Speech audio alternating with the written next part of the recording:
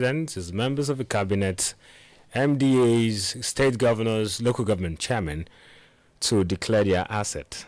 Well, we would remember that at every tenure or administration, there is this call for either the president or public official holders to declare their assets.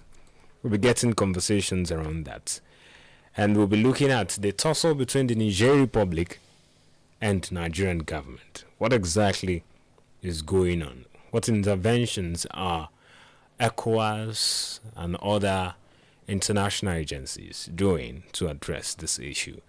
These conversations we'll be trying to unravel some mysteries around them in the course of the show this morning.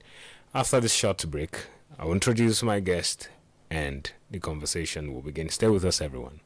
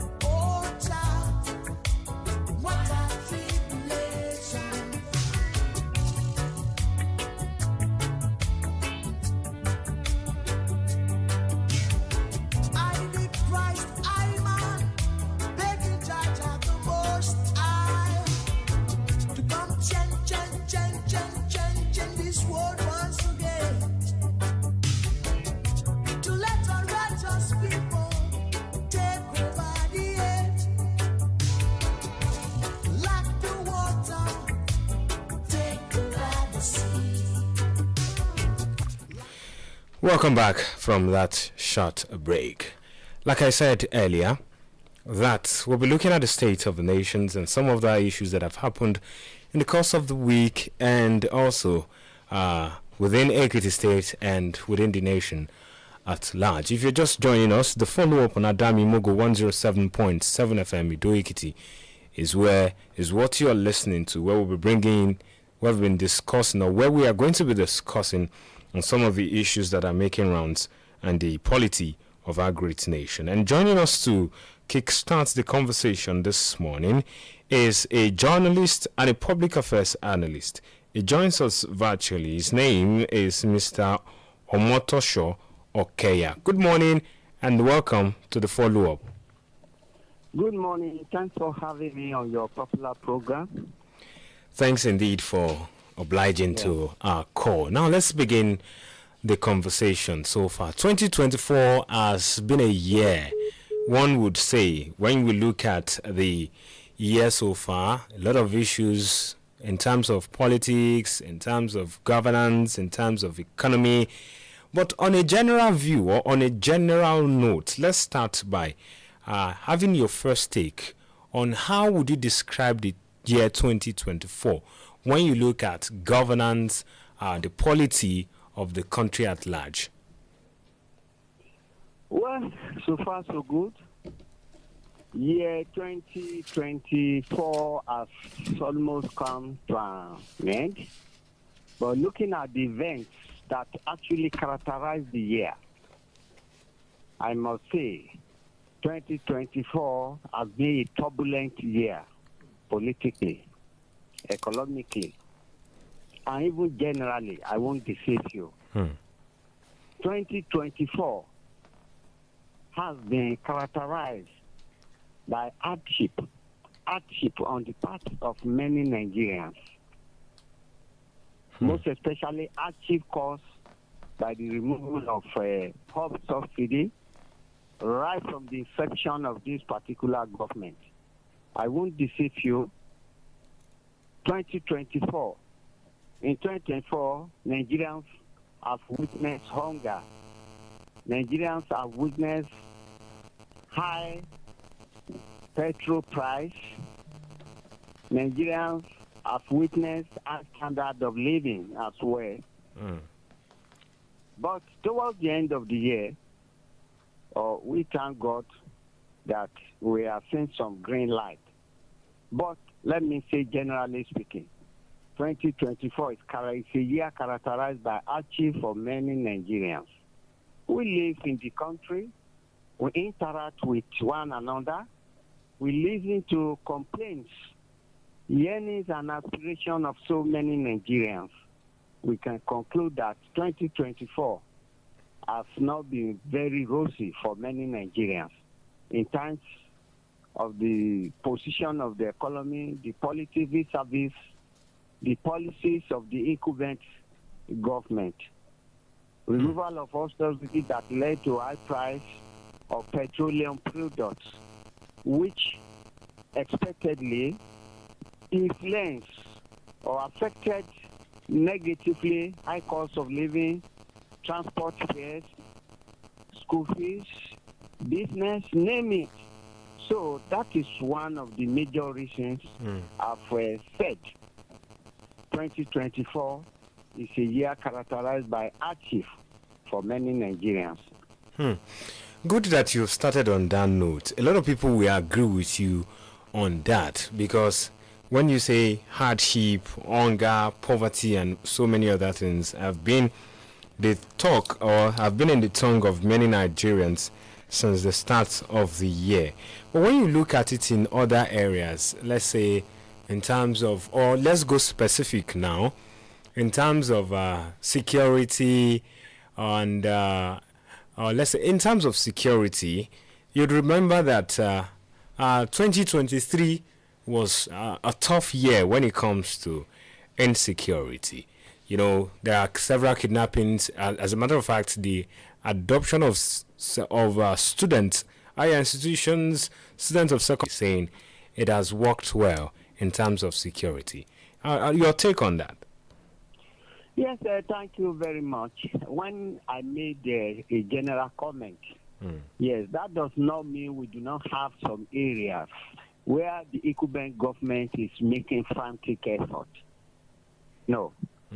Yes, generally, there is hardship, but yet we can still make mention of some areas where the government is making a frantic effort to improve the standard of living. For instance, you mentioned security. Yes, security is very important. Security is needed in order to make progress. Peace and security is needed in order to achieve economic development.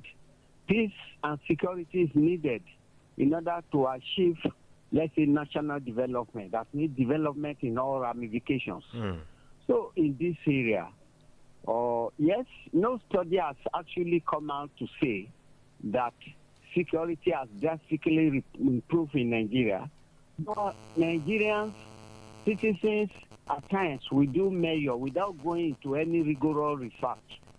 Maybe yesterday we had about 4 or 5 cases of kidnapping, and today we've not had any.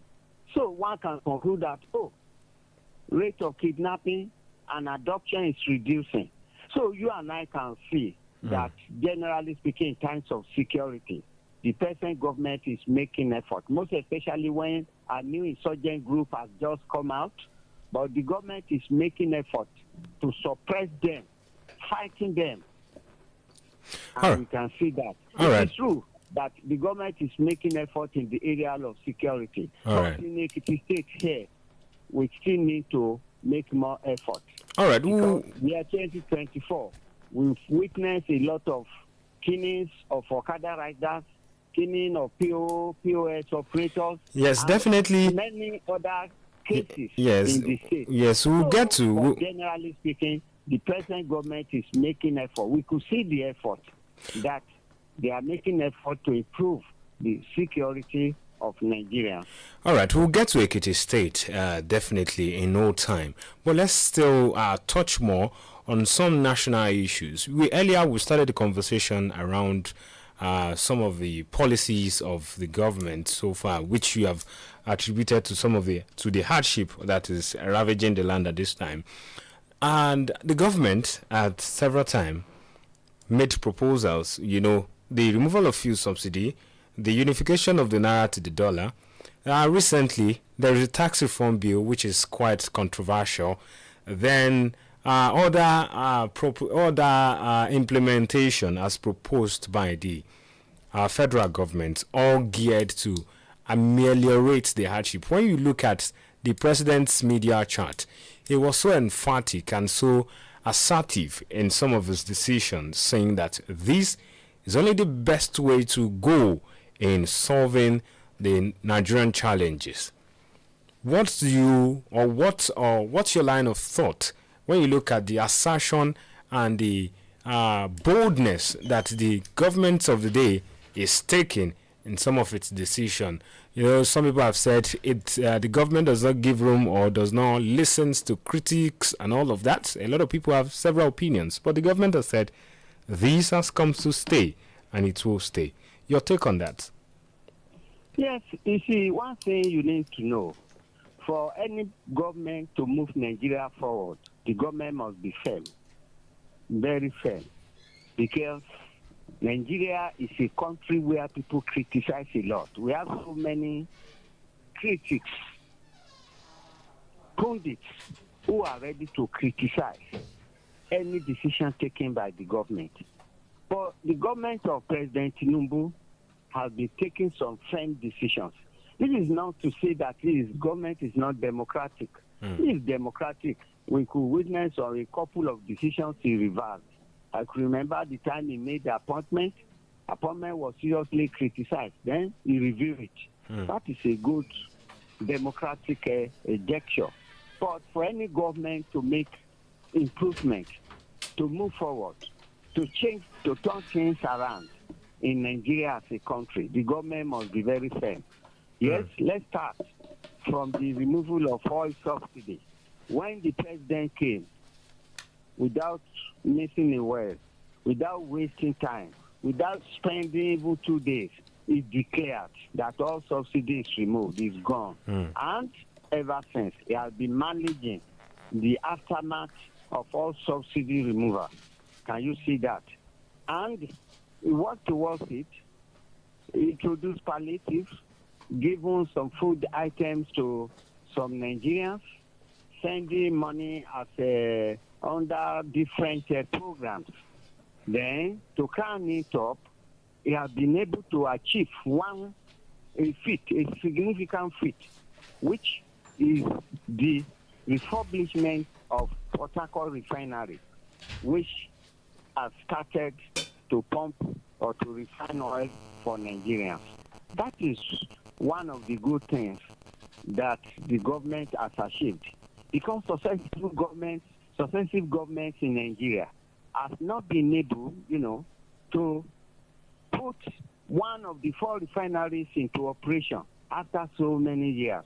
Even the former government, the former president of Nigeria, President Olusegun Obasanjo, just said categorically that nobody can refurbish any of the refinery due to the politics surrounding it.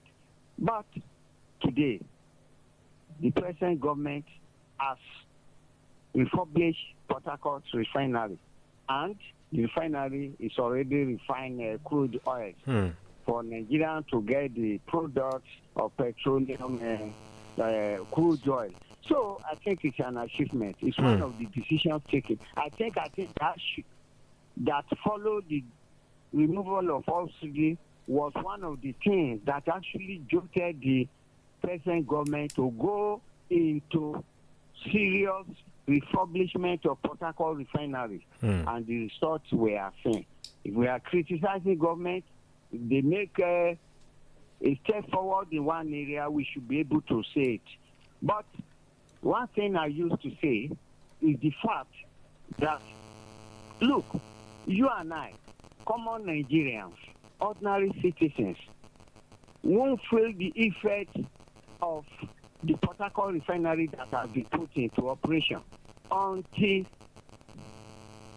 the positive effect, the positive impact of that refinery that has put into operation gets to their rooms, gets to their table. For instance, the prices of petroleum products have not significantly reduced. So many Nigerians might not feel the impact of the government vis-a-vis the new refinery that has just been renovated, vis-a-vis the Port Harcourt refinery that has just been renovated. So what I'm trying to say in essence is that government should try as much as possible to make the people, Nigerians, feel the positive impact of the whatever policy, whatever actions taken. Yes, Port Harcourt refinery has been renovated. How significantly has that affected the prices of petroleum products? Has it affected it? The answer is no. Gradually, we believe we will get there. Yes. One good thing is that it has started. The government has done what successive government hadn't do in the past. Now, the government should try as much as possible to see to the politics in the oil industry, vis-a-vis the establishment of private refinery, Dangote refinery, and the Port Harcourt refinery, which belongs to NNPC. There is a politics everywhere, and I believe it was the establishment of Dangote refinery that actually jolted the NNPC to sing into action to ensure that the moribund Port Harcourt refinery was put into order. Now, if that is done, the government should see to the prices of petroleum products. Nigeria is an oil-producing country. There is no reason whatsoever why Nigeria or why Nigerians cannot buy a liter of petrol between at least 600 and 700 naira. All right. The crude oil will be refined into so many products. I think in the past, they used to import petrol precisely. We used to buy it at 1,100, 1,050. Now that it's locally produced, locally refined, without getting crude oil from other countries, I think we should be able to buy a liter of petrol at, say, 700, 750 naira instead of the present 1,000 naira. Then it is then people will feel, Nigeria will know that, okay, Port Harcourt refinery has been into good shape.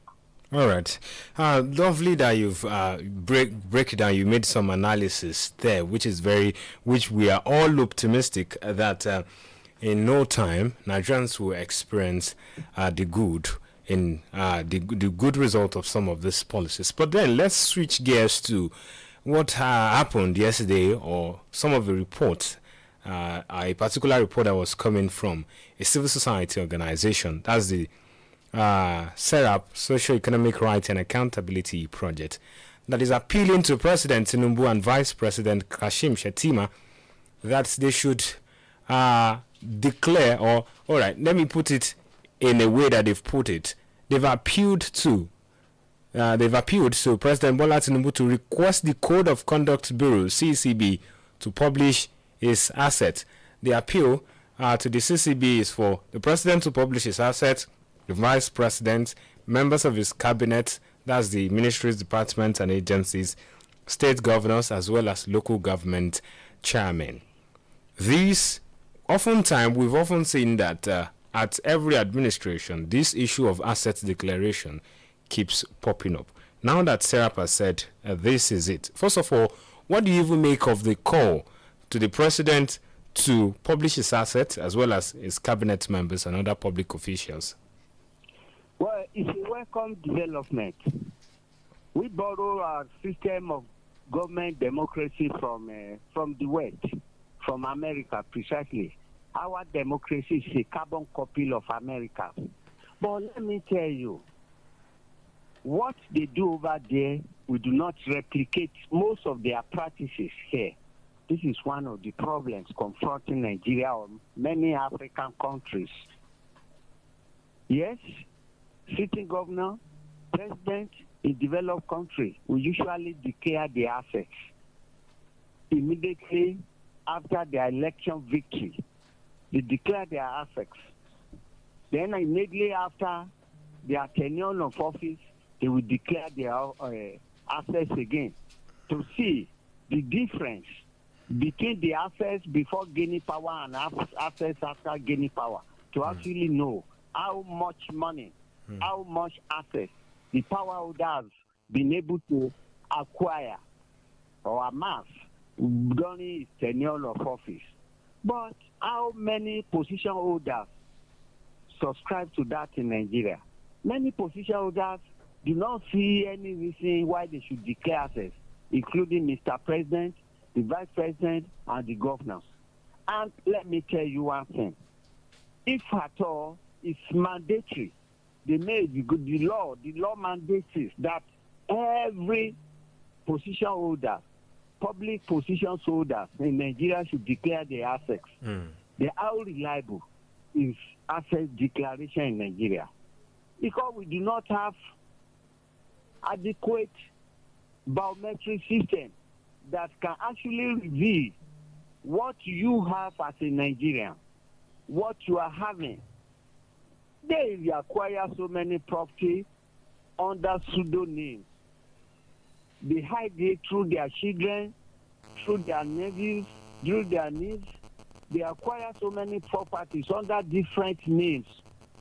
So, Nigeria, the biometric system is very important that can show where your assets are anywhere in the world or in the country. For example, an American president can hardly hide any of his properties. All great things that belong to him will be x-rayed through the biometric system. For instance, in the UK or in the US, if you buy a vehicle, you will get it registered in your name. The moment that number plate is captured, your name, the name of the owner of the vehicle, your account you operate, so many things will be known by the security. Unfortunately, it's not like that in our country because of our low level of development. So what I'm trying to say is that, yes, the law, the constitution might mandate it, that every position holder should, declare their assets. But how reliable is declaration of assets in Nigeria? This is exactly what I'm saying. I'm not even sure that even the governor will exactly declare what he had acquired or what he's having in his possession. So this is one of the problems. It's good thing to make a law. The implementation of the law is another thing. How do we enforce? Enforcement of the law is very important to ensure that if a declaration is made, let us follow it to see that the president or the governor or the vice president or the senator actually declared every property. Mr. Okay. Is a possession. Mr. Okay, let me ask you, let me follow up on what you said, because when we look at Serap's claim, they say that the assets declared by ranking officials to the CCB continues to facilitate corruption at all levels of government, especially in the 36 state of government. It also said that the secrecy in asset declaration forms also provide the biggest opportunity for the abuse of public funds for private gains. And you have said that some of them we are not sure if they can even declare all of the assets. So the question will be, how can we, change that system? Is it so? Yes, you. I've equally alluded to that in the course of my presentation. I said asset declaration is good. We know it is important. They want to, it's a way of enhancing accountability and probity. Yes. To see that power holders do not amass wealth. Yes. During their tenure of office. Yes. So how do we now ensure total transparency? That if they see, it can easily be reflected. Because when they make declaration, initial wealth will be known. Then final wealth, after the tenure of the office, will be known. Then they can know the difference to know whether he actually stole money or not. If what he acquired during his tenure of office is too high, more than his annual, more than his total income during that period, they can easily know where did he get the money to buy all those things. But what I'm now saying is a good practice. But I've now gone further to say that the level of development in Nigeria, we hardly make it achieve the desired objective, because majority of the position holders won't declare their property. Some of them will hold these properties under pseudonyms, using different names, to acquire property across different countries of the world. But I said in developed countries, you can hardly do that because they have a very good biometric system that will show clearly what you acquire or the property at your possession. So what we can do in Nigeria, the security agents should put more effort, putting more high, showing more interest in the asset declaration form. Let them follow the politicians. Apart from the declaration made on their forms, the Eagle Eye people, the security people, the EFCC, ICPC, they should try as much as possible to watch these politicians to ensure that they monitor them from time to time, so that immediately they acquire any property they feel is too much for them, or it shows clearly that they have invested money, then such an officer could be made to face the wrath of law. This is exactly what I'm saying. Declaration is very simple, but what do they declared? Then the security agencies should try to monitor them so that they will achieve the desired objective. All right, good that you've reeled it out like that. That's your lovely that you've provided some of the possible way out to solve this problem. That brings us to the Ekiti State conversation we wanted to have earlier. When you look at this a bit, this is on politics so far. The government of Ekiti State has been commended at several fora that the government has done incredibly well. Former APC stalwarts have commended the governor. In fact, a two-term governor under the platform of the People's Democratic Party, Mr. Adele Fayoshe, has also commended the governor, endorsed him for a second term. The immediate past governor of Ekiti State, Dr. John Kayode Fayemi, has also done the same thing last week. And quite a lot of people have been reacting. A lot of people have commended the governor so far, saying he has done incredibly well, while others have said, no, he has not done so far.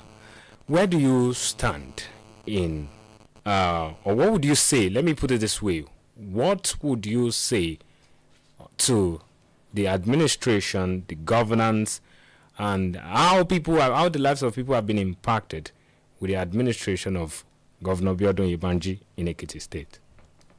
Well, there's no doubt about it. The incumbent governor have been making all frantic efforts to satisfy or to fulfill his election promises.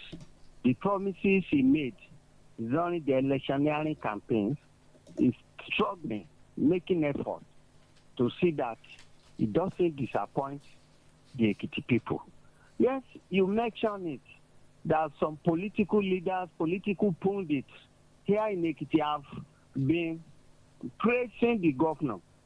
Well, they must have seen one thing or the other, practically on ground, before they can praise the governor.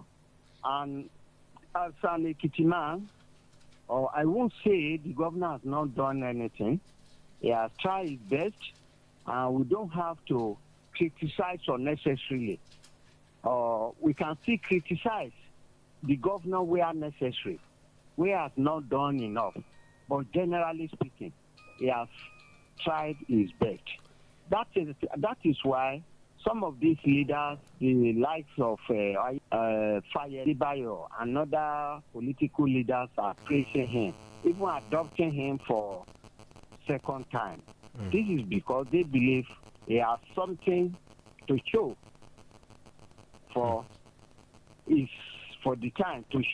time he has spent so far. In my own view, I think we have seen some development, but that is not to say that the governor has done all. He should put more effort, most especially in the area of security. He must see to the welfare of workers. Workers have not complained. You see, that the people, now that we do not have a viable and strong opposition party in Ekiti State, the labor unions are in position to serve as opposition to the incumbent government, to the sitting government.